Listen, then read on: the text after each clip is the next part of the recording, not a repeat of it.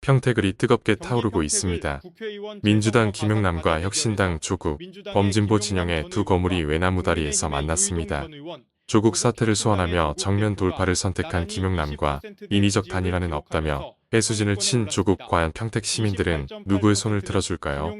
특히 오늘 매불쇼에 출연한 조국 후보가 단일화와 검증에 대해 어떤 독한 발언을 쏟아냈는지 반드시 확인하고 넘어가야 합니다. 서로를 향한 비수가 난무하는 가운데 승리의 여신은 과연 누구를 향해 미소 지을 것인가? 단일화 결렬이냐, 극적인 반전이냐, 평택을 넘어 대한민국 정치 지형을 뒤흔들 소름 돋는 공천 전쟁의 실체, 지금 바로 확인하십시오. 한치 앞도 모를 이 전쟁의 끝, 우리가 똑똑히 지켜봐야 합니다. 이 조불쇼의 그 주인공이 매불쇼를 찾아주셨습니다. 네. 평택을 재선거를 앞두고 있는데요. 조국 혁신당의 후보입니다. 조국 후보 담백하게 모시겠습니다. 네, 네. 반갑습니다. 네, 안녕하세요. 네. 제가 매불쇼 몇 번 출연도 안 했고 매불쇼 패널들이 저 조롱하고 공격하는데 바쁘던데 왜 여기를 그 조불쇼라고 부르는 겁니까? 정말 억울하실 것 같아요. 네. 네. 아유, 그렇게 또 인사를 해주시니까 요 얘기는 잠깐 좀 하면서 출발을 하겠습니다. 다 알고 계시네. 네, 진짜 들었어요. 지난 내란 직후까지는 조국 후보가 매불쇼와 함께 했었습니다. 내란 직후까지. 그쵸, 내란 네. 전에 윤석열 정부와 싸울 때 함께 했었고 내란 직후 내란과 함께 싸울 때 함께 했었습니다. 네. 그러다가 대법 확정 판결이 나면서 이제 수감이 됐고요. 그리고 이제 정권이 바뀌었죠. 네. 정권이 바뀌고 사면으로 이제 출소가 됐습니다. 그 이후 단 한 번도 매불쇼에 나온 적이 없어요. 맞아요. 그 그러니까요. 시간이 얼마나 많이 지났습니까? 네. 그리고 오늘 처음 매불쇼에 출연을 했는데 매불쇼는 조불쇼라고 조롱을 받고 있는 그런 신세가 됐는데 제가 소유주인 줄 알았어요. 근데 이 현상에 대해서는 어떻게 생각하고 계십니까? 저는 뭐 담담히 받아들이고요. 아, 그렇습니까? 저는 이제 네. 뭐 이제 이재명 정부의 성공을 바라는 여러분들이 있는데 네. 그분들 중에서 저에 대해서 껄끄럽게 생각한 분이 있으신 것 같고 그런 분들이 일종의 갈라치기를 하는 것 같습니다. 뭐 우리 최욱 씨가 진행하는 거 공평 무사하게 진행하시는데 저에 대해서 약간만 좀 우호적이거나 아, 우호적인 좀 한 적도 없어요. 아니, 네, 한 적도 없어, 저는. 오케이. 네. 그런 뉘앙스의 패널이 와서 발언해도 그에 대해서 댓글이 붙고 하는데 저는 과거 그런 경험 많이 했어요. 네. 과거 노무현 정부 때, 문재인 정부 때 그때 우리가 진짜 뭐 노무현이다, 뭐 찐 뭐 문재인이다 이러면서 갈라치기 하는 행태를 많이 봤기 때문에 그냥 네. 담담하게 받아들입니다. 아, 그래요? 농담한 겁니다. 아, 네. 근데 진짜 오랜만에 뵙습니다. 글쎄 말입니다. 와. 네. 네. 지금 평택에서 바로 올라오는 길입니다. 그 마치고 바로 가야 됩니다. 무지하게 바쁘실 텐데 일단 귀한 시간 내서 오셨으니까 그리고 매불쇼에 진짜 그야말로 너무너무 오랜만에 출연을 하셨으니까 일단 인사 한마디 좀 부탁을 드리겠습니다. 안녕하십니까. 매불쇼 시청자 여러분. 정말 오랜만입니다. 정말 까마득하게 느껴지는데 이렇게 초대해 주셔서 감사드리고요. 지금 평택을에서 재선거가 치러졌기 때문에 제가 뛰고 있습니다. 저희가 민주당에 비해서 조직세가 많이 약합니다만은 제가 뚜벅이 유세를 하면서 하루에 뭐 10,000보, 20,000보 걸으면서 시민들과 만나고 그 마음을 받아서 꼭 3표 차로 당선되고자 합니다. 네. 그 조국 후보님. 예. 조국 후보님이 조국 혁신당을 창당할 때 유시민 작가가 매불쇼에서 이런 말을 한 적이 있어요. 창당할 당시였습니다. 민주당하고 싸워서 이기려고 하면 진짜 무조건 질 거다. 그리고 앞으로 선거 기간이 언젠가 또 선거를 또 치러야 되고 그럴 테니까 그때마다 참 힘든 길이 될 거다. 이런 이야기를 했거든요. 유시민 네. 작가님은 저한테도 그런 얘기 많이 하셨고요. 제가 네. 오랜 친교가 있으니까요. 어린 시절부터. 저는 민주당과 싸우진 않습니다. 항상 연대 단결해왔고 그러나 민주당 후보 또는 민주당의 정책과는 논쟁할 것은 논쟁하고 싸울 것은 싸워야 한다. 그게 이재명 정부의 성공을 바라는 그 마음이고 네. 예컨대 과거 내란 전담 재판법이라거나 최근에 있었던 공소청, 중수청 법안 같은 경우 1안, 2안 정부 법안이 잘못됐지 않습니까? 그래서 최종적으로 3안, 즉 대통령이 개입해서 정리했지 않습니까? 네. 그때 저와 조국혁신당은 1안, 2안이 틀렸다고 얘기했어요. 네. 근데 민주당 상당수 의원들은 침묵하거나 그 1, 2안을 옹호했죠. 근데 결과적으로는 저희 입장이 맞았잖아요. 그런 네. 걸 가지고 민주당과 싸운다고 하면서 여기를 조불쇼라고 말하는 건 틀린 일이죠. 당사자가 좁으셔라고 하니까 이게 또 색다르네요. 네. 제가 그러면 아직 돈 벌어서 인수해야 되나 싶긴 하네요. 자, 그러면 그 조국 후보를 향한 뭐 여러 가지 비판과 비난 중에 가장 억울한 거는 뭐고, 뭐 다 아실 거 아니에요. 당사자니까.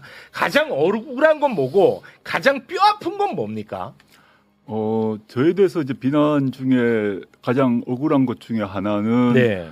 뭐 당장 저의 지금 평택을에서 뛰고 계신 김영남 후보가 조국이 주가 조작 세력의 정점이라고 얘기하신 거죠. 과거에. 네, 과거에.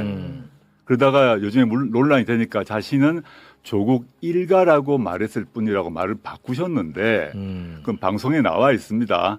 그 만약에 이제 김영남 후보가 자신 있으시면 다음 매불쇼나 등등 방송에 나오셔서 네. 그때 했던 말 그대로 한 번 더 하시면 돼요. 조국은 주가 조작 세력의 정점이다를 그대로 한 번만 더 해주십시오.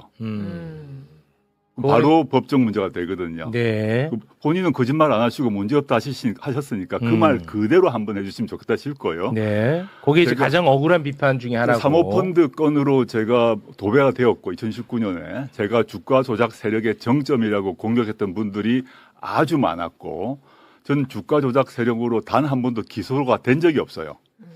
그리고 일부 공직자윤리법으로 기소됐지만 다 무죄 받았습니다. 그러니까 제 배우자 같은 경우도 주가 조작 혐의로 기소되지 않았습니다. 횡령 다 무죄 났고요. 네. 다른 차명 계좌로 유죄 났거든요. 전 다 알고 있다고 봅니다. 그렇게 네. 말씀하시면 곤란하다 생각하고 네. 그게 자신 있으신 분은 그 말 그대로 나와서 하시면 돼요. 이제부터 네. 선거 기간 시작됐으니까. 네네. 뭐 그게 좀 그러네요. 근데 그거 이미 저는 다 지나갔고 그 점 가지고 따따부터 하고 싶지 않습니다. 지금은. 네. 알겠습니다. 그럼 가장 뼈 아픈 비판은 뭐라고 생각하세요? 야, 저는- 이거는 진짜 솔직히 나 좀 아프다. 네, 제가 2019년 이후로 이제 언론에서도 비판을 했고 또 민주당에서도 요구를 해가지고 제가 시민언론 민들레가 세어보았는데 그 시점에서 한 12번 사과를 했더라고요. 근데 그 뒤로 제가 여러 번 더 했기 때문에 최소 15번쯤 사과를 한 것 같습니다. 민주당에서도 사과를 요청해서 사과를 했습니다. 당시에. 또 한겨레 신문에서도 논설 사설 통해서 사과 요청해서 사과를 다 했고요. 그거 다 찾아보시면 됩니다. 저는 당시 그 시점에 제가 이제 교수로서 저희 그 자식에게 다른 당시 시점에 청소년들이 얻지 못한 각종 인턴십 기회, 제가 아는 사람 또는 뭐 저 직접 간접적 그런 걸 통해서 제공했다는 자체에 대해서 여러 번 사과를 한 바 있고 네. 그에 대해서 제가 항상 인정해갖고 또 사과하라면 또 사과할 것입니다. 저는 네. 공인이 된 이상 어떠한 검증도 회피해서는 안 된다고 생각합니다. 네. 지금도 여전히 저에 대해서 그 비난할 수 있다고 보고 네. 그에 대해서 저 질문하시면 저는 인정할 거 인정하고 사과할 것입니다. 네.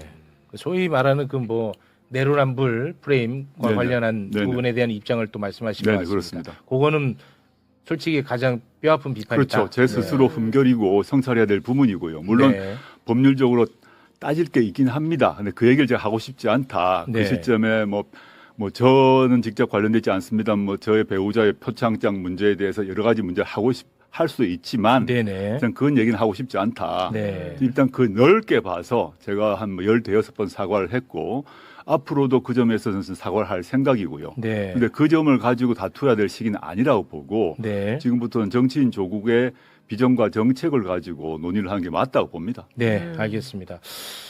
국힘 제로를 표방하고 있지 않습니까? 그런데 어찌됐든 간에 또 민주당의 김용남 후보와도 경쟁을 할 수밖에 없는 처지입니다.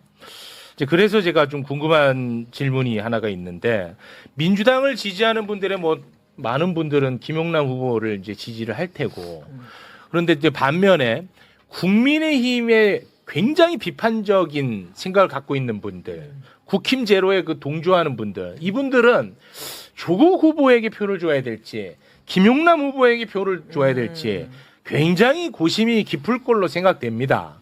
이런 분들에게 나 조국이어야만 이유가 뭐라고 설명하시겠습니까? 저는 지금 그 민주당 의석이 상당히 많지 않습니까? 네. 민주당 당적을 가진 정치인 한 명을 국회에 넣는 것이 중요한지, 안 그러면 조국이란 정치인을 국회에 다시 복귀시키는 게 중요한지 판단을 해봐야 된다고 생각합니다.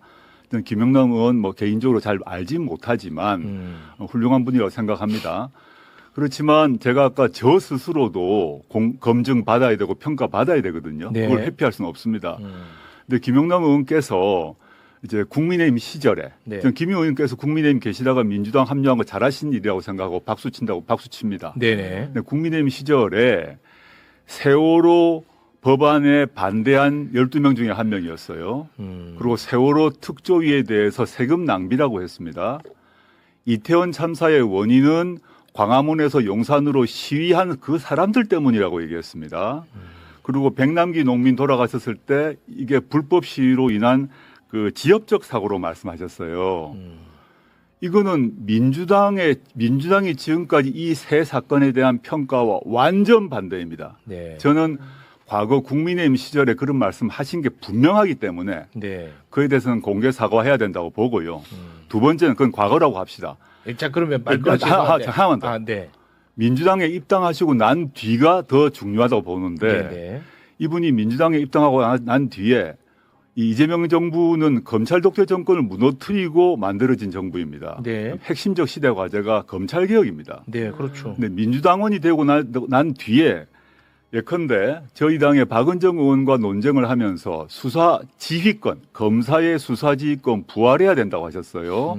그 말은 수사 기소 분리가 아니라 문재인 정부가 이루었던 수사권 조정 그 이전으로 돌아가자고 얘기하셨어요. 그 다음에 검사에게 보안수사권 문제 줄 것인가 큰 논쟁인데 이분은 보안수사권 주어야 한다고 얘기했습니다. 네.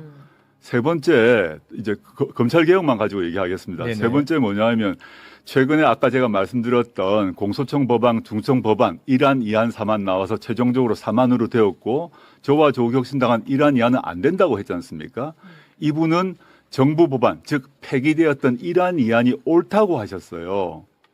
이 점은 논쟁을 해야죠. 왜냐? 네. 6.3 선거 이후에 바로 이 검사의 보안수사권 유보를 줄 것인가를 둘러싸고 형소법 196조 개정이 바로 이루어지는데 이분은 보안수사권 주자는 입장이에요. 네. 한 번도 바꾼 적이 없습니다. 네.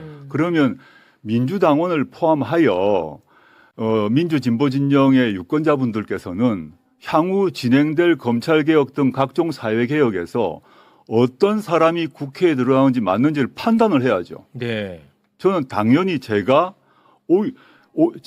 김용남 후보보다는 훨씬 더 민주당 개혁 노선에 부합한다고 생각합니다. 그거는 뭐 제가 이제 허위 사실을 뭐 얘기하거나 비방이 아니라 지금까지 말한 거는 이분이 지금까지 소신을 가지고 말씀해 오셨던 바입니다. 네네. 그거는 밝혀야 된다. 네. 그걸 가지고 얘기를 해야지.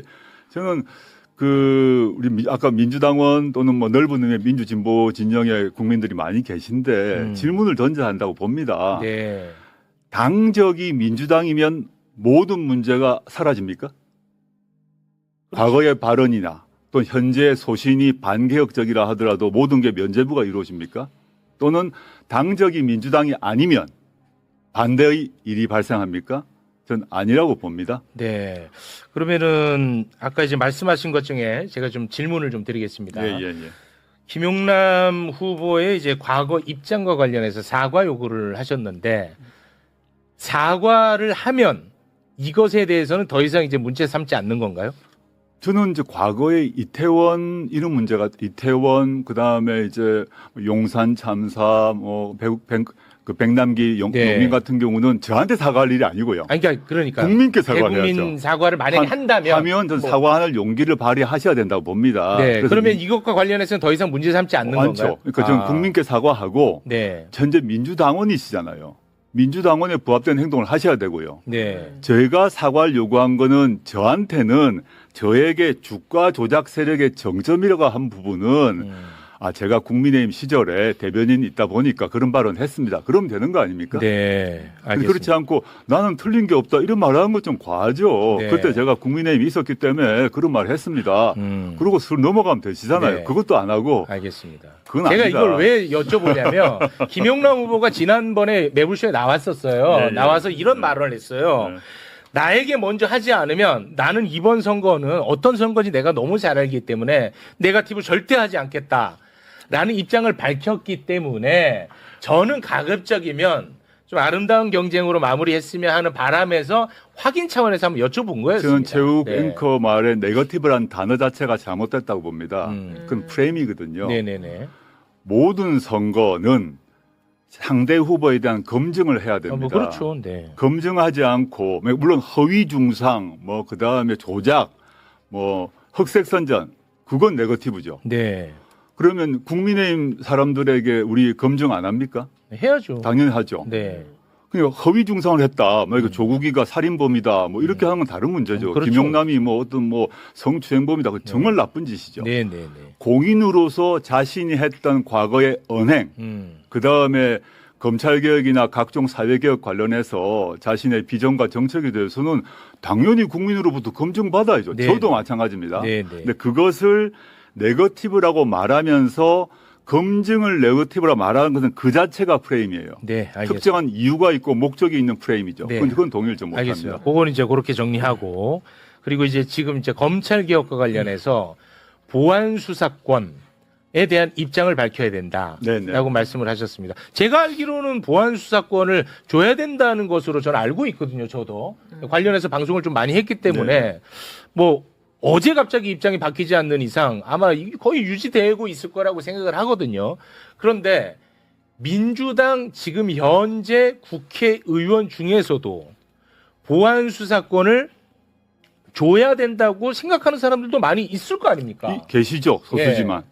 그럴 수 있을 거 아닙니까? 네네네. 요거는 그러면 어떻게 판단을 해야 된다는 거예요? 저는 민주당의 성격이 일종의 연합 정권 같은 성격이 있기 때문에 네. 그 검찰 개혁 말고도 사회 경제적 개혁 관련해서 입장이 다른 분이 많습니다. 네. 그건 전제로 하고 있습니다.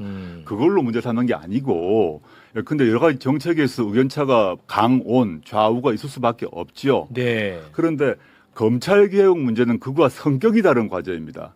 우리가 윤석열 검찰 독재 정권이라고 규정하고 그 정권과 싸워서 무너뜨렸어요.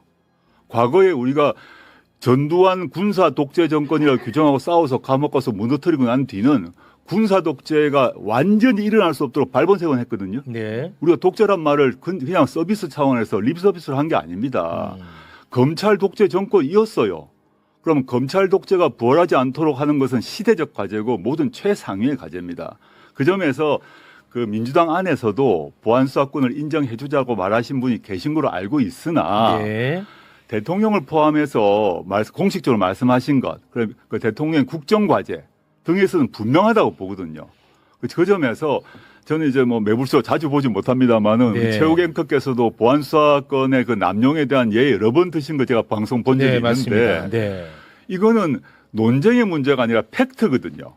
그럼 이게 이런 보안 수사권을 저는 폐지를 하고 그다음에 보안수사 요구권을 원칙으로 하고 매우 예외적인 범위 안에서 인정될 수 있는 부분이 사실 있습니다. 제가 법률가 출신으로 그렇게 접근을 해야 되는데 그런 의미에서 매우 극도로 제한적 범위 내에서 보안수사권을 인정하자라는 얘기가 아니라 보안수사권을 전면적으로 인정하자는 것이 김용남 후보의 의견입니다. 소신입니다. 그거는 네. 뭐 저의 주장이 아니라 이 네. 말씀하신 게 다 있기 때문에 게다가 심지어 수사 지휘권까지 부활하자고 하셨어요.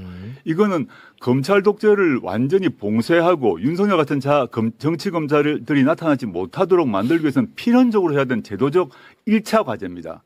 이 점은 민주당에 몇 분 계시죠? 근데 그렇다고 해서 최근에는 민주당의 검찰 출신 의원님들, 예컨대 양부당 의원님 같은 경우도 내가 생각 잘못했다. 네. 이제는 없애야 된다 하시더라고요. 그렇게 네. 하시면 되잖아요. 알겠습니다. 네.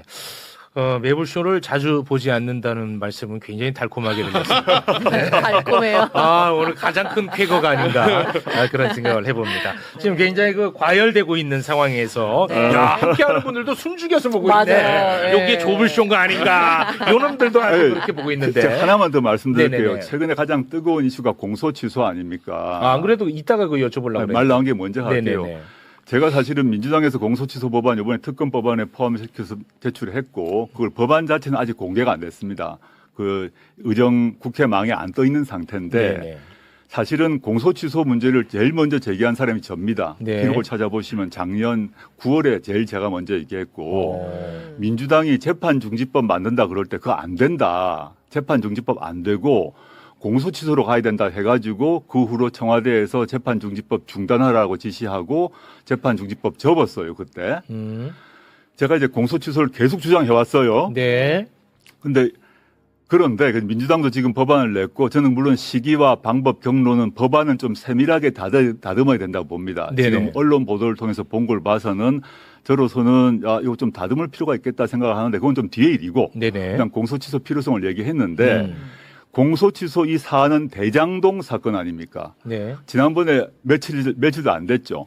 국정조사 통해서 각종 조작 다 나왔지 않습니까? 그렇습니다. 그래서 모든 국민이 분노하게 됐고 그렇죠. 과거 이제 50 청문회 비슷하게 분노가 일어나서 했던 것처럼 이 일이 벌어졌어요. 네. 지금도 공소취소의 방법에 대해서 논쟁이 있을 수 있습니다. 이번 특검법 방식이냐 뭐 그건 차치하고. 네네네. 근데 제가 이 말씀을 왜 드리냐 하면 김용남 후보께서 대장동 사건을 거론하시면서 당시 과거에 이재명 대통령이 수천억 원의 배임을 했기 때문에 무기징역 받아야 될 사안이라고 말씀하셨거든요. 과거에 물론 네. 이에 대해서도 자기가 판단 잘못했다고 말씀하셔야 됩니다.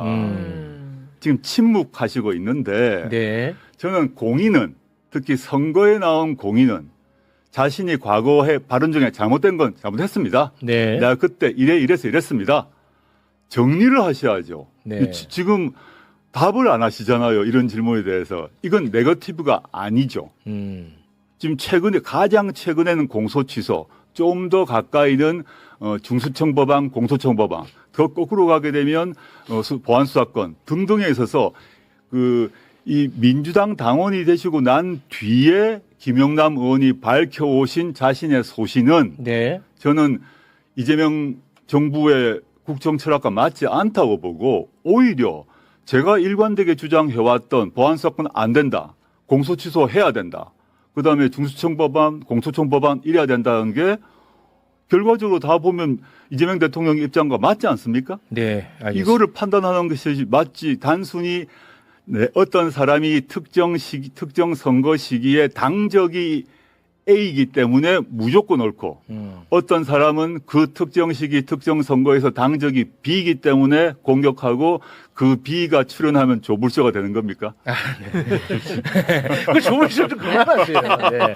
그런데 이런 측면은 또 있을 수 있잖아요. 그러니까 제가 뭐 반론을 제기하자는 건 아니고 예를 들어서 이게 정당이 중요한 이유는 뭐냐면 내가 이런 생각을 갖고 있다가 당을 옮겨서 이런 정당이 오면 그 정당을 거스를 수 없는 측면이 있지 않습니까? 이제 그래서 당을 옮겨서 과거에 했던 발언 일일이 다 그걸 설명하기가 또 쉽지 않을 테고 그래서 당을 옮겨서 이 정당과 함께하는 노선으로 가겠다는 거 아니겠습니까? 그 자체가 그렇게 봐줄 측면은 없을까요? 전 그렇게 봐주고 싶은 것은 참 선의를 너무 가지고 선해다. 해주신다고 생각하고요. 네. 저는 많은 정치인들 당적 옮길 수 있다고 생각합니다. 그리고 특히 이제 국민의힘 계열 또는 보수 정치인들이 반대쪽 진보 또는 민주 진영으로 옮겨오는 거 환영해야 된다고 봅니다. 네. 너무 그거 당연한 거죠. 아직도 윤호기엔 하는 애들보다 정신 나갔기 그런 애들 때문에 다 이쪽으로 오는 게 저는 낫죠. 소멸돼야 할 네. 정당이기 때문에 그렇습니다. 민주당이든 어디든 오는 게 맞고 네. 환영해야 된다고 봅니다. 그거 하고 제가 좀 과한지 모르겠습니다만은 과거 우리 독립운동 하셔서 훈장 받으신 분들 중에서 유공자분들 중에서 출발은 친일파가 계셨어요. 친일파 하다가 안 된다 해서 독립운동 하시고 지금 우리 다 독립운동 유공자분이 계십니다. 그거 좋은 일 아닙니까? 네. 좋은 일이죠. 좋은 일이죠. 근데 그 사람 보고 너 옛날에 친일했니 이런 얘기 안 합니다. 근데 그분들은 친일을 하다가 독립운동으로 넘어올 때 자기가 이거 잘못했습니다. 그리고 앞으로 이렇게 하겠습니다. 라고 다 했어요. 네. 그게 너무 당연하다. 이게 일반 사인은 네, 보통 네. 시민은 이제 정당 내가 A 정당 지지하다가 B 정당 지지하고 얼마든지 바꿀 수가 있습니다. 네. 그것도 비난할 수 없는데 알겠습니다. 공인은 그렇게 해서는 안 된다. 공인은 공적 발언과 공적을 행동을 하고 네. 그에 대해서 잘못했으면 잘못했다 하고 네네. 그 다음에 그걸 가지고 논쟁해야 민주주의가 발달하는 거 아닙니까? 네. 그냥 두루뭉실 넘어갈 수는 없죠. 알겠습니다. 그 팩트의 문제와 정치 노선의 문제는 구별을 해야 된다고 보는데요. 과거에 저는 타당에 있더라도 실제로 뭐 이태원 참사라든가 세월호 이런 것에 대해서 황당무계한 이야기한 거는 섞고 대조해야 되는 거예요. 네네. 정치인이 당적을 바꿨다고 해서 그런 일륜적인 것에 대한 시각의 행위가 바뀌지 않는 겁니다. 그건 이제 보편적 저는 이 부분에 가치니까. 대해서는 김용남 의원이든 뭐 네. 전에 지적하셨던 이모 의원이든 이거 끝까지 정치인은 상처처럼 따라가는 거예요. 네. 이거 끝까지 사과해야 되는 부분이라는 거고 네네. 그다음에 이제 대표님 말씀하신 분 중에 검찰개혁 부분에 이런 부분들은 이제 노선의 차이니까 이거는 이제 김용남 의원하고 이제 대표님하고 또 생각이 논쟁을 다를 수 해야 될 있고. 부분이다. 저는 뭐 그렇게 생각 다를 수 보여지고요. 있고 거기에 따라서 투표를 또 달리하면 되는 거고. 그렇죠. 네, 그리고 그렇죠. 저는 정당은 동의합니다. 이제 말씀에 어쨌든 동의합니다. 이제 정당의 당의 결사체이기 때문에 네. 김용남 의원이 민주당 소속이기 때문에 기존에 있었던 것들 버리고 네. 버리는 절차를 본인도 거쳐야 되고 민주당 의견에 따라야 되는 거고 그리고 또 뭐 저 같은 경우는 이제 민주당 당적이 있으니까 이제 김용남 의원을 지지를 하는 거고 뭐 그렇게 이제 그런 순서로 봐야 되고 당연하죠. 이제 대표님께 드리고 싶은 이야기는 이거예요. 대표님 이야기를 들어보면은 사실은 대표님은 그냥 지금 민주당에 오셔야 돼요. 예? 왜냐면은 이재명 정부의 성공이라든가 민주당 내에 이른바 검찰개혁 노선, 사법개혁 노선에 대해서 잘못된 판단들을 하고 계신 분들에 대한 견제, 논쟁 이런 것들을 지금 상생적으로 하시겠다는 취지를 말씀하셨지 않습니까? 네. 그건 같은 당인 거예요, 사실은. 그거 어떻게 가는 거예요, 민주당? 넓게 봐서 네. 민주당과 조국혁신당이 넓은 민주진보 진영의 큰 지붕 안에 사실 합당 있죠. 얘기 그만해. 그렇죠. 다음에. 아우, 나 이 말씀 해야 될 것 같습니다. 근데 지금 이제 우리 뭐 박평론가님 말과 말고 별도로 그렇게 말씀하신 중에 일부가 합당을 정청래법 합당 제안하셨잖아요. 근데 합당이 아예 논의도 진행되지 않고 민주당 내부의 분란 속에서 끝났지 않습니까? 그때 그런 말씀하시는 분들이 합당을 반대하셨잖아요. 합당 논의로 그만해요. 그때는 합당을 반대해놓고 제가 이제 그때는 합당을 반대해놓고 지금은 조국은 대통령의 민주당답다라고 말씀이라든가 얘기하시는 거죠. 대통령의 말씀이나 흐름을 말씀드리는 거예요. 교수님! 조건이라든가 논쟁해야 될 거리 없는 합당인 거예요, 사실은. 네, 그러니까 저는 이 말씀입니다. 합당 끝났고 앞으로 6.3 이후에 8월 전대를 앞두고 민주당에서 합당 논의가 나올 거라고 저는 예상합니다. 그러면 또 이제 갈등이 되는 거예요. 예, 제 말은 그래서 교수님! 나 좀 살려줘 있어! 아니 그러니까 아니, 이제 제가 이거는 짚어야 아니, 되는 게 아니, 저도 이제 합당 반대론자로 몰려 있는데 합당 반대론자가 아니라 다른 게 없는데 뭘 특별히 해야 될 게 없고 조건을 걸어서 토론할 거리가 없는 거예요. 아니, 우리 뭐 특정인을 말씀해서가 아니라 그 네. 시점을 돌아보면 아이고. 그 시점에는 절대 조국은 빨갱이다, 토지공개념 빨갱이다 아유, 하면서 그게. 합당 반대를 하신 그렇게 분들이 반대하신 분들 이상한 분들이 그래. 그땐 네. 그렇게 하셨어요. 있었죠. 그리고 저하고 정청래 저는 그런 분이 아니라는 이야기를 제가 아니다. 이야기 예. 네. 그렇게 하고 저하고 정청래 대표가 밀하겠다고 하셨어요. 네, 그래서 후보님. 합당을 못하게 했어요. 후보님. 해놓고 알았어요, 지금 후보님. 뭐라 그러냐면 후보님. 아니 왜 알았어요. 지금 후보님. 왜 같은 당인데 참. 그거는 말이 안 맞잖아. 후보님. 제가 아주 그냥 좀 사사롭게 하나 예. 좀 여쭤보고 싶은 게 있어요. 후보님이 뭐 기분 나쁠 수 있는데 괜찮습니다. 이런 세간의 평가가 있어서 제가 드리는데 예, 예. 후보님은 후보님에 대한 비판을 뭐 물론 누구나가 내 비판하면 다 싫지. 근데 유독 거기에 대해서 조금 더 불편해하신다라는 의견들이 좀 존재하더라고. 예를 들어서 뭐 그런 주장할 수 있죠. 그러니까 예를 들어서 뭐 과거에 뭐 같은 생각을 하고 같은 길을 가던 사람들도 조금 비판하면 뭐 SNS 친구를 뭐 끊는다든지 뭐 그런 이제 여론이 좀 존재하더라고요. 오신다고 해서 막 여론 취합을 좀 해봤는데 거기에 대한 평가는 어떤? 좀 기억이 네. 없습니다. 네. 제가 SNS 친구 끊은 사람은 저에 대해서 허위 주장을 올린 분들은 허위 끊었습니다. 주장. 네. 그리고 저나 저희 가족에 대해서 입에 담을 수 없는 말을 한 분들, 이제 그분들과 친구를 맺어야 됩니까? 제가 왜 그렇게 살아야 되죠? 그렇진 않다는 예, 거군요. 아무튼. 물론 저에 대해서 비판하는 걸 좋아하는 사람은 아무도 없는데 없죠. 제가 아까도 말씀드렸습니다마는 제가 2019년 이후에 뭐 우리나라에서 비판의 양으로 봐서는 네. 아마 1등, 2등 그건 다를 맞습니다. 정도로 받았고요. 네. 그래가지고 그 비판한 분들에게 사적으로 해코지하거나 네. 비난한 적은 한 번도 없습니다. 그건 제가 공인으로 감당해야 하기 때문이에요. 네. 법무부 장관으로 후보로 감당했고 지금도 마찬가지고요. 네. 그걸 가지고 뭐 우리 뭐 꽁황이니 우리 박 교수님한테 제가 뭐라 한 적이 있습니까? 저는 뭐 그런 네. 공격성 비판한 적이 알겠습니다. 없습니다. 지금 이제 너무 뜨거워져가지고 네. 잠깐 좀 민심 잠깐 좀 살펴보고 가도록 하겠습니다. 일단은 평택을 재선거 후보자 얼굴부터 잠깐 쓱 한번 볼까요? 요렇게 이제 좀 어마어마합니다, 진짜. 네, 진짜 와, 여기가. 치열하다. 예. 진짜 요 하나만 잠깐 요렇게까지 어마어마한 경쟁 구도가 될 걸로 생각을 하셨습니까, 후보님? 와, 이거는 진짜 엄청나거든요. 저는 뭐 볼 때. 제가 그 뛰어들기 전에 김영남 후보는 결정하시기 전이었지만 유이동 후보가 될 거라고 생각을 했고 원래 저부터 뭐 5파전 된다고 상정하고 뛰어들었고 제가 출마 선언하기 전에도 다자구도 하에서 3% 이기겠다는 말을 여러 번 했습니다. 그래서 네. 저 구도는 전제된 것입니다. 알겠습니다. 자, 그럼 민심 한번 좀 살펴보죠. 조 대표님, 예. 위험 요인부터 들으시겠습니까? 아니면 기회 요인부터 뭐 들으시겠습니까? 마음 편하게 하십시오. 옆에 계시니까 좋은 소식부터. 편하게 하십시오. 네. 5페이지를 보시면은 자, 좋은 소식. 네, 인천일보가 이제 여론조사 한길리서치에 의뢰한 겁니다.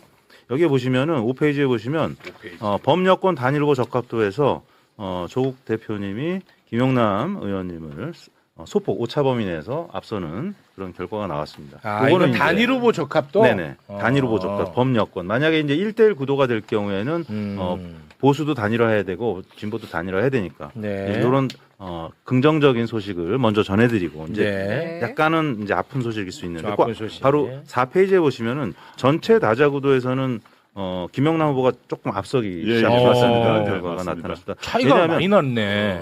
왜냐하면 민주당 지지율이 이 지역에서 이제 높잖아요. 아무래도 네. 조국혁신당보다는 당 지지율에서 좀 차이가 나기 때문에 네. 네, 이게 이제 5월 1, 2일 조사한 거고 그 전에 조사한 내용은 뉴스토마토, 미디어토마토 조사인데 이 조사에서는 격차가 이제 그보다는 좀 작습니다. 김영남 후보가 28.8%, 그다음에 유이동 후보가 22.5%, 조국 후보님이 거의 비슷한 22.2%, 적극 투표층에서는 조국 대표님이 이제 2위로 조금 더 올라가는 모습이었고요. 네. 그 이전 조사에서는 조국 대표님 좀 앞서는 조사도 있었는데 호칭을 좀 후보로 부탁드릴게요. 네, 조국 후보님. 네. 그래서 초반에는 조국 후보님이 이제 오차범위 내에서 뭐 1위를 달리는 조사들이 있었고 이제 점점 김영남 후보 확정이 되면서 일종의 컨벤션 효과, 그다음에 민주당 지지율 또 없고 김영남 후보님이 또 달리다 보니까 최근 들어서는 조금 상승했다. 근데 이제 범여권 단일 후보 적합도에서는 조국 후보님이 또 오차범위 내에서 앞서는 조사 결과도 있었다. 네. 이런 소식을 전해드립니다. 어떻습니까? 민심을 보셨는데요. 저는 이제 여러 언론에서 비슷한 질문을 하던데요. 최근에 뭐 제가 오차범위 안에서 1등한 것도 있고 뭐 2등한 것도 있는데 이게 사실은 우리 뭐 이택수 대표님 너무 잘 아시겠습니다만 이 시점에 여론조사가 별 의미가 없습니다. 지는 사람들이 꼭 이런 얘기합니다. 아니, 두고 보시죠. 어. 한 달쯤 뒤에 여론조사가 중요하다고 저는 생각을 하고 있고요. 네. 왜냐하면 지금은 이제 김영남 후보가 최근에 확정되면서 민주당 당원들의 결집이 높아지고 있고요. 네. 그리고 또 물론 그 전에 민주당에 대한 강한 지지율 이게 이제 일종의 그 밴드웨건 효과 이런 걸 받고 있다고 보이고. 그리고 조국혁신당은 조직세가 뭐 민주당에 비해서 한 10분의 1밖에 안 되거든요. 네. 그래서 뭐 응답률 등에 있어서도 비교가 할 수가 없다고 생각합니다. 근데 저는 이제 제가 뚜벅이 유세를 한 지 한 뭐 2, 3주밖에 안 됐는데 저는 뭐 김영남 후보보다 먼저 왔지 않습니까? 그렇죠. 먼저 평택에 와서 뛰고 있는데 매일매일 이 민심의 역동적 변화가 느껴집니다. 지금 제가 좀 과장해서가 아니라 네. 그 전까지는 제가 뛰어들기 전까지는 평택을은 조용한 정치 구도였어요. 그런데 제가 뛰어들면서 이 민심이 요동치는 걸 느끼고 평택이 아주 넓은 땅입니다. 거기서 도시지역 고덕 도시지역부터 해서 서쪽에 서평택의 약간 농촌 지역까지 정말 제가 경로당을 찾아갔는데 한 80대 어르신이 저에 대한 얘기를 막 하시면서 다 아시더라고요. 이 도시지역 말고도. 그러면서 논쟁도 하시고 그 경로당 작은 데서 누가 좋아 논쟁을 하신다는 겁니다. 네. 저는 이제 이제 겨우 시작이고 현재 여론조사는 응답률로 생각하게 되면 민주당 지지율이 당연히 높기 때문에 민주당은 예컨대 시장도 현직 시장 후보들이 여러 명 계시고 현직 시의원, 도의원, 예비 후보도 많이 계세요. 조직들이 있어가지고 전화를 잘 받게 되고 저희는 몇 명이 없어요. 네. 그런데 저는 궁극적으로는 이게 큰 판이 바뀔 것이라 보는데 저는 황교안 또는 유이동 이런 사람들은 쭉 빠질 거라 봅니다. 현장에서 보면 네. 우리 아까 이게 유이동 후보 나옵니다마는 현장에서 보수라고 얘기하시는 분들 또 국민의힘 찍었다고 하시고 또 평택 토박이라고 하시는 분들이 뭐라고 하시냐 하면 난 지금까지 유이동 찍었어. 그런데 3선 그분이 재보궐선거로 1선을 했기 때문에 3선 10년을 해줬는데 해놓은 게 없어. 나 절대 유이동 안 찍어 이러세요. 여러 명 들었습니다. 네. 그리고 황교안 같은 경우는 올해 뭐 그렇게 주변 곧 빠질 거라고 봅니다. 알겠습니다. 저는 유이동에 대해서는 큰 의미가 없고 제가 유이동을 빠지게 만들 것이고 유이동이 빠지는 만큼 그것이 어디로 갈 것인가 훨씬 중요할 것이라고 알겠습니다. 보고 이제 시작입니다. 네. 후보님 시간이 없어가지고 예. 짧게 질문 딱 2개만 드리면서 네네, 마무리를 네. 짓겠습니다. 짧게 답해 주세요. 짧게. 이거는 뭐 김용남 후보에게도 드렸던 질문인데 어찌됐든 저의 최대 관심사는 평택 의뢰한에서 유이동 후보를 막는 것입니다. 저는 그렇습니다. 네네. 그래서 이제 드리는 질문입니다. 나 조국 후보는 무조건 단일화만큼은 꼭 하겠다. 또는 나는 무조건 단일화만큼은 안 하겠다. 이런 생각은 없으신 거죠? 경우에 따라서 할 수도 안 할 수도 있는 거죠. 그러니까 유이동 후보를 막을 수 있다면. 전 정치 영역에서 무조건 한다, 무조건 안 한다라는 건 없다고 생각하고요. 그렇죠. 네. 근데 지금 시점에서 단일화를 말하는 게 매우 공학적인 얘기라고 생각합니다. 네. 그거 단일화 문제는 지금 예컨대 저와 김영란 후보가 만나서 이렇게 뭐 서로 합의를 하고 룰을 짜고 이렇게 하는 것은 절대 이루어질 수도 없고 승리할 네. 수 없다고 생각하고요. 그러니까 지금 뭐 그런 요구도 없고요. 없고요. 네. 그리고 저는 평택 민심의 흐름, 그 흐름이 제일 중요하고 네. 그 흐름이 자연스럽게 한쪽으로 몰아가는 것을 저는 평택 시민들이 만들 거라고 봅니다. 알겠습니다. 네. 태풍의 눈 같은 경우에는 경기 평택을로 거론이 되고 있는데 민주당 같은 경우에는 김용남 전 의원을 이곳에 공천을 했는데 문광호 기자 예상을 좀 하셨습니까? 저는 예상은 전혀 못했고요. 뭐 이제 두 분이 거론이 많이 됐잖아요. 김용남 의원, 뭐 이광재 지사, 맞아요. 뭐 얘기가 네. 많이 됐었는데 뭐 김용남 의원 같은 경우는 사실 연고가 없던 상태다 보니까 저는 이게 어떻게 될까 저도 관심을 가지면서 지켜보고 있었습니다. 그러니까 저 같은 경우에도 그 평택을에 과연 강력한 후보를 천거할 것인가 이 문제에 정말로 이렇게 민주당이 진위를 볼 수 있다고 생각을 했는데 김용남 전 의원을 평택을에 공천하면서 뭔가 조국 대표와도 한번 크게 한번 싸워보겠다 이런 결의태세 같아요. 허남석 기자. 네, 아무래도 김용남 의원이 과거에 뭐 조국 조국 대표가 그 법무부 장관 청문회 할 때 그때 뭐 사모펀드 의혹이라든지 이런 걸 많이 제기를 해서 뭐 조국 저격수 이런 별명을 얻지 않았습니까? 그러니까요. 네, 이거 그래서 조국 혁신당 입장에서도 상당히 당황스러운 공천이다 이거 그렇게 생각할 것 같아요. 그리고 허 기자 같은 경우에는 그러면은 이번에 조국 후보와의 매치업으로 김용남 전 의원을 공천할 거란 예상을 좀 어느 정도 했습니까? 못했습니까? 전혀 못했죠. 전혀 못했어요? 예상한 사람 있을까? 물론 저희 방송 같은 경우에는 지난주 이제 금요일부터 사실상 이 매치업을 기정사실화해서 이제 방송을 하긴 했었는데 많은 분들이 예상은 못했던 것 같아요. 네, 그렇죠. 근데 지금 이제 어쨌든 간에 그 김용남 전 의원이 그 평택 의뢰 간 것이 이것이 험지로 갔다. 하남 갑은 비교적 이광재 지사가 가면서 좀 쉬운 곳으로 간 거 아니냐라고 이렇게들 얘기하는데 사실 그렇게 볼 이유는 거의 없습니다. 사실 이 하남갑이라는 곳이 그게 또 만만치 않은 곳은 아니거든요. 뭐 지난번 총선 같은 경우에도 추미애 후보가 이용 후보랑 박빙승부 했던 거 아닙니까? 네, 그렇습니다. 이 하남갑 같은 경우에는 그리고 지금 특히 그 이슈가 있어요. 하남갑에 그 신장 이동이라는 곳이 있거든요. 아, 신장 이동이요? 네, 신장 이동. 여기를 되게 주목해야 됩니다. 여기가 아. 거기가 아파트가 엄청 많아요. 한 1만 세대 넘습니다. 1만 네. 세대 넘는데 하남도 거기 아파트가 다 30년이 넘었거든요. 그러니까 분당이나 뭐 평촌 이런 데 일기 신도시처럼 여기도 지금 재건축 이슈가 굉장히 강해요. 그 재건축 이슈가 강하기 때문에 그 재건축을 원하는 분들은 조금은 국힘 쪽에 쏠리는 그런 경향이 있습니다. 그쪽에서 아무래도 이 일기 신도시 재건축 이슈를 시작하기도 했고. 그래서 반면에 평택을 같은 경우에는 고덕 신도시라고 해서 이제 신도시가 있거든요. 그래서 상대적으로 그쪽에서는 좀 민주당 지지가 강해요. 그래서 어떻게 보면 신도시가 많은 평택을이 밭은 더 좋을 수 있다. 아. 예, 예. 그 주택 공부에 관련된 관점에서 굉장히 신박한 해설을 좀 해준 것 같은데, 그러면 김용남 후보 같은 경우에는 이광재 전 지사랑 출마지를 놓고 이제 여러 가지 경합을 한 것으로 보이니까 결론적으로는 김용남 후보는 이광재 전 지사한테 양보를 한 겁니까? 당한 겁니까? 저도 이제 그 부분이 궁금해서 좀 취재를 해봤는데요.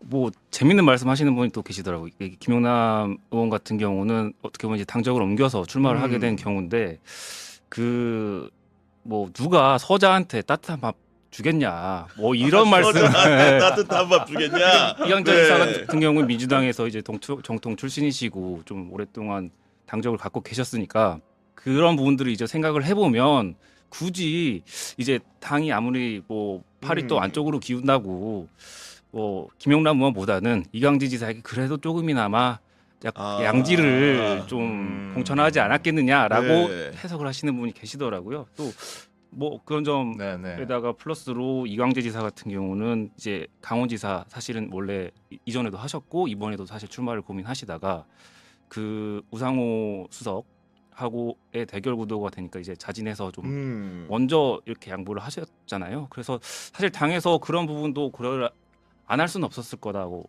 생각을 그렇겠죠, 합니다. 당연히. 네. 아닌 게 아니라 김용남 그 후보 같은 경우에는 공천 발표가 있기 전 주말에 본인의 선친의 묘소가 하남에 있는데 거기 벌초하는 사진을 올리면서 검단산인가요? 해시태그 해놓고 용남 하남 가남 뭐 이렇게까지 의사표시를 했기 때문에 기본적으로는 평택을 공천 받았을 때 심경은 약간 복잡했을 수 있겠다 이런 생각 듭니다. 뭐 평택에는 근데 또 연구가 있대요. 그 예전에 그 법무법인의 그 법무법인이 운영하고 있지 않습니까? 맞아요. 대표 변호사를 예. 했죠. 그 네. 사무소가 또 지역 사무소가 평택에 하나 있다고. 아하. 네, 그래서 뭐 그런 인연을 강조하는데 뭐 사실 거의 인연이 없는 거죠. 인연이 거의 없는 건데. 근데 뭐 지금 본인은 이제 뭐 심경 같은 경우에 뭐 여러 방송에서 나와서 그렇게 얘기하더라고요. 그래도 관심 못 받는 지역. 그러니까 뭐 예컨대 지방선거에서는 사실 지방선거는 다른 국회의원 선거에 비해서 크게 관심을 못 받지 않습니까? 그냥 관심 못 받는 지역에 나가는 것보다는 이렇게 뉴스 언론에도 관심 받고 이런 지역에 나가는 것이 좀 하풀에 나가는 것이 좋은 기회라고 생각한다.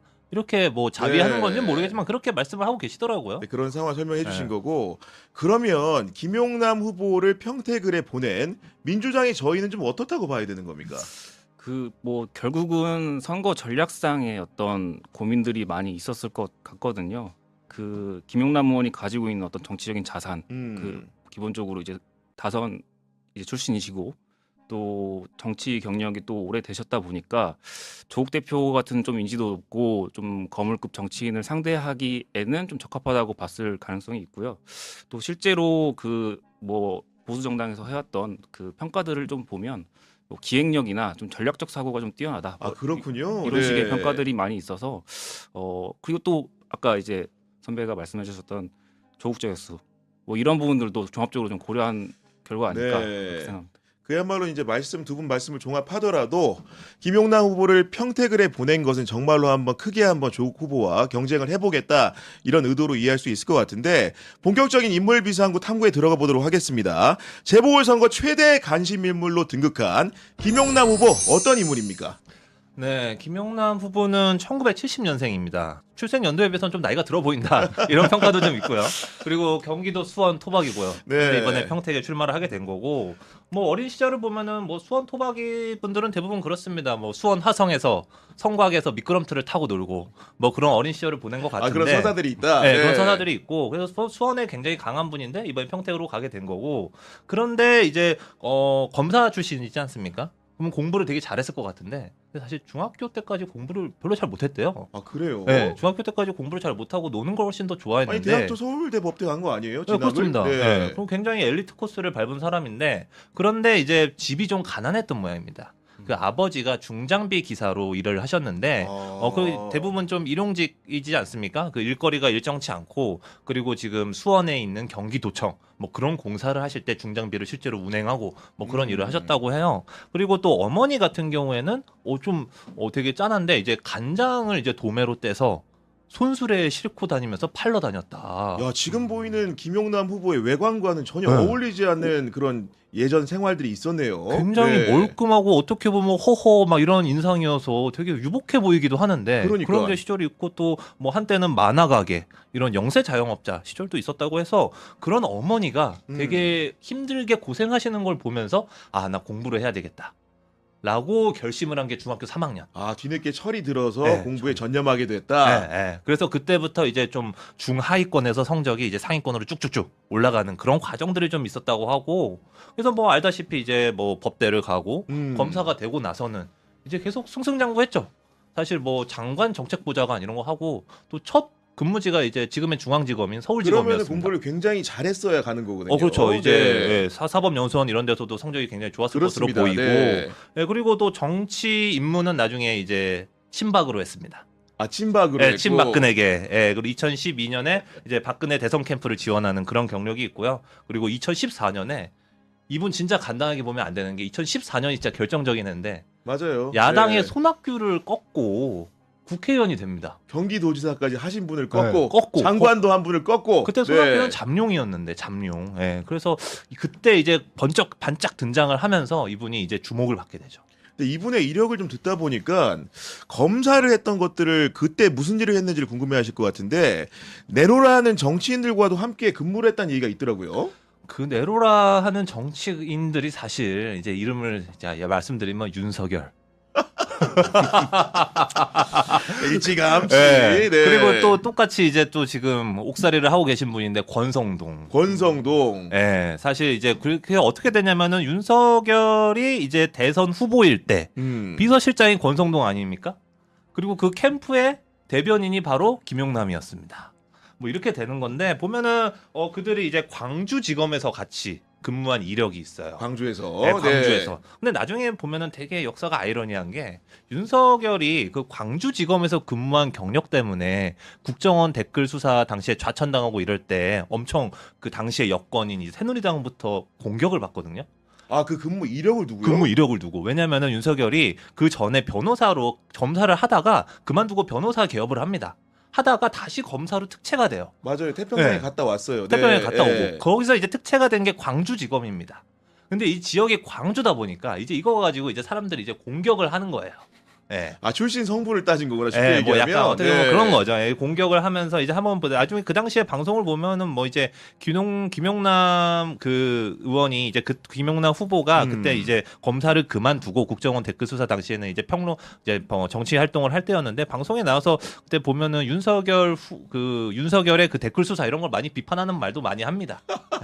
굉장히 재밌는 지점이 아닐 수가 없는데, 일단 이분의 이력을 들어보니까 서울대 법대를 졸업했고 검사 출신이고 심지어 윤석열 캠프에서 일을 했고 국민의힘을 거쳐 개혁신당도 갔다 온 분인데, 이것저것 들어보면 아니 도대체 진보 진영하고 어떤 관계가 있는지 궁금해집니다. 지금. 그 유희동 의원이 오늘 라디오에서도 좀 그 얘기를 하시더라고요. 그 이제 같이 또 당에 있었으니까 뭐 본인이 보기에는 본인은 이제 비주류였고 그 김용남 의원은 주류였다. 이렇게 좀 주류였다. 네. 구분을 지어서 말씀을 하시더라고요. 그러니까 네, 먼저 영상 보시죠. 제가 그때 이 주식 작전 세력의 최정점에 조국 일가가 있다고 얘기를 했어요. 근데 그걸 슬그머니 바꿔서 최정점에 조국이 있다고 했는데 나 그거를 유죄 판결 안 받았는데 이렇게 말씀하셨는데 아니 구체적으로 얘기를 좀 해줬으면 좋겠어요.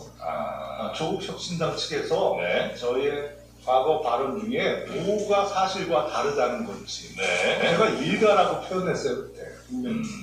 지난 일요일 네, 맥락상 김용남 후보가 슬그머니 말을 바꿨다고 지목한 사람은 바로 저와 조국 대표로 보입니다.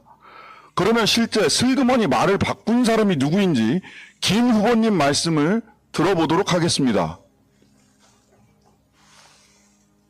밝힌 바와 같이 조국 후보자는 주식 작전 세력의 최정점에 있는 사람입니다. 이번 조국 후보자의 법무부 장관 임명을 막아내지 못한다면 이제 자유민주주의 진영에서의 대한민국은 매우 위기에 처할 것이고 어쩌면 사라질지도 모르겠습니다. 김용남 후보님, 이제 본인 말이 기억나십니까? 다시 짚어드립니다. 2019년 8월 27일 자유한국당 조국 인사청문회 대책 TF 7차 회의에서 김 후보는 분명 조국 후보자는 주식 작전 세력의 최정점에 있는 사람이라고 말씀하셨습니다. 이렇게 명백하게 동영상이 남아있는데도 김 후보는 지난주 유튜브 장르만 여의도에 출연해서 나는 분명 조국 일가라고 말했다고 했습니다. 거짓말입니다. 100번 양보해서 사람이 그럴 수도 있다고 칩시자. 기억에 착오가 있을 수 있으니까요. 그런데 김 후보는 한 발 더 나갔습니다. 넘지 말아야 할 선을 넘었습니다. 저와 조국 대표가 조국 일가라는 말을 조국으로 슬그머니 바꿔서 본인을 공격했다고 한 것입니다. 슬그머니 진실을 세탁하고 슬그머니 저와 조국 대표를 거짓말쟁이로 만들었습니다. 저와 조국 후보에게 거짓말쟁이 프레임을 덮어 씌우는 거짓말로 자신의 거짓말을 덮으려 합니다. 국민을 속이는 새빨간 거짓말입니다. 어제 오마이뉴스는 조국과 신장식, 김용남 후보 등의 말을 팩트체크했습니다. 결론은 이렇습니다. 검찰은 사모펀드 주가 조작, 횡령 등의 혐의로 조 대표를 기소한 적은 없다. 다만 민정수석 임명위에도 사모펀드 차명 주식을 유지하고 사모펀드 보유 여부를 허위로 신고했다는 혐의로 조 대표를 기소했으나 대법원에서 최종 무죄가 확정되면서 이 또한 무리한 기소였다는 지적을 받았다. 특히 김용남 후보가 과거 한 것으로 알려진 주식 작전 세력의 최정점 발언에 부합하는 상황으로 볼 수 없다. 법원은 이 사건을 정치 권력과 유착한 권력형 비리가 아니다라고 조범동 판결문에 못 박았습니다. 사실이 이러함에도 김용남 후보는 저와 조국 대표를 슬그머니 거짓말이나 하는 사람이라고 덮어씌웠습니다. 거짓말입니다. 국민을 속이려는 새빨간 거짓말. 새빨간 거짓말로 국민을 속이고 진실을 바꾸려는 사람에게 평택의 미래, 대한민국 국회 의석 한 석을 맡길 수는 없습니다. 새빨간 거짓말로 국민을 속이려는 김용남 후보. 2019년 본인이 조국 대표에게 했던 말을 돌려드립니다. 김 후보님, 국민이 그렇게 만만합니까? 네, 감사합니다. 다음은 정춘생 선임선대위원장님 발언 듣겠습니다. 네, 정춘생입니다. 평택을 국회의원 재선거에 출마한 김용남 후보의 선거 슬로건이 이재명의 선택, 김용남이라고 합니다. 대통령의 인기에 기댄 선거 캠페인 할 수 있습니다. 그런데 너무 어색합니다. 마치 대통령의 선택, 이준석처럼 정체성은 전혀 다른데 겉모습만 바꾸고 대통령의 인기를 이용한다는 느낌이 듭니다. 적어도 대통령의 선택이란 말을 부끄럽지 않게 쓰려면 대통령이 추구하는 가치와 사회 이슈에 대해 싱크로율이 어느 정도 일치해야 하지 않겠습니까? 그런데 김용남 후보는 주요 이슈에 대해 이재명 대통령과 정반대의 입장을 취해왔습니다. 세월호 참사에 대해 이재명 대통령은 성남시장 시절 참사를 잊지 말고 반드시 진상규명을 해서 가족들의 한을 풀고 책임자 처벌과 재발 방지 대책을 세워야 한다고 말했습니다. 대통령이 된 후에는 현직 대통령으로선 최초로 기억식에 참석해 유가족을 애도하고 국민의 생명과 안전보호는 국가의 책임임을 다시 한번 강조했습니다. 그런데 김용남 후보는 어땠습니까? 새누리당 국회의원 시절 세월호 특별법에 반대 표결한 12명 중 1명입니다. 2015년 12월에는 세월호 참사 특조위를 향해 세금 낭비라며 망언을 퍼부었습니다. 고 백남기 농민 사망 사건에 대해서는 어떻습니까? 이재명 대통령은 경기도지사 시절 고인의 사망 3주기를 맞아 국가의 폭력으로 국민을 죽음에 이르게 하는 것은 어떤 이유로도 합리화될 수 없다며 국가 폭력으로 인한 사망 사건임을 분명히 했습니다. 반면 새누리당 국회의원이던 김용남 후보는 불법적인 시위 중 일부 지역적인 사고가 있었던 것에 포커스를 맞출 것이 아니다 라며 국가 폭력을 부정하고 작은 사고에 불과한 것처럼 표현했습니다. 159명의 목숨을 앗아간 이태원 참사 때도 당시 이재명 더불어민주당 대표는 정부 여당에 사과와 진상규명, 재발방지 대책 마련을 요구했으며 대통령 취임 이후에는 이태원 참사를 비롯한 사회적 참사 유가족들을 청와대로 초청해 위로하고 정부를 대표해 공식 사과를 진행했습니다. 김용남 후보는 어땠습니까? 더불어민주당을 향해 재난이 있으면 정치적으로 이용하는 세력들이라며 참사 포르노라는 입에 담기도 힘든 발언을 했고 사건의 진실규명과 재발방지책을 요구하는 목소리를 묵살했습니다. 이뿐이 아닙니다. 윤석열의 대변인을 맡았던 김용남 후보는 대장동 개발과 관련하여 이재명 후보에 대해 수천억 원의 배임 액수에 비추어 무기징역을 면하기 어렵다고까지 했습니다. 빨간 옷에서 주황색, 지금은 파란 옷으로 갈아입으신 김용남 후보님께 묻겠습니다. 세월호 참사 특조위는 세금 낭비라고 아직도 생각하십니까? 백남기 농민의 사망은 국가폭력이 아닌 지역적 사고에 불과합니까? 이태원 참사 진실 규명을 위한 노력은 여전히 참사 포르노인 것입니까? 이재명 대통령은 대장동 개발 관련 배임죄를 졌으며 무기징역을 면하기 어렵다고 아직도 생각하십니까? 이 질문에 명확하게 답변하십시오. 답변을 회피하거나 당시 당의 입장을 대변해야 했기 때문에 어쩔 수 없었다 식으로 넘어가신다면 기회주의자요, 무늬만 민주당, 무늬만 이재명인 것입니다.